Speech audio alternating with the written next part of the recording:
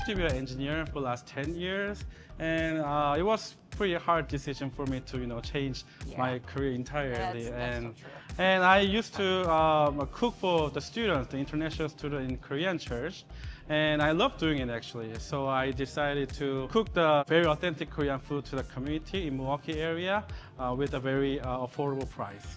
VXT saves us a lot of money and time because if you order like hard print copy of menus, then we would wait like weeks to get them, and then it would cost a lot too. It's pretty pricey for just one menu. But with VXT, we can change our menu like instantly, like logging into the VXT like software, and then change the menu, like price or name of it, or like marks, like vegetarians, or Basically, we can do whatever we want. yeah, whatever we want. So like that was really good.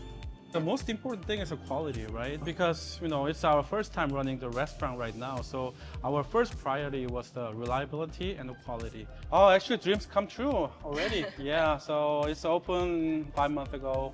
It's been going pretty well. I love to serve people. I love to share the love. I always try to do my best thing to this community. Yeah, that's my goal.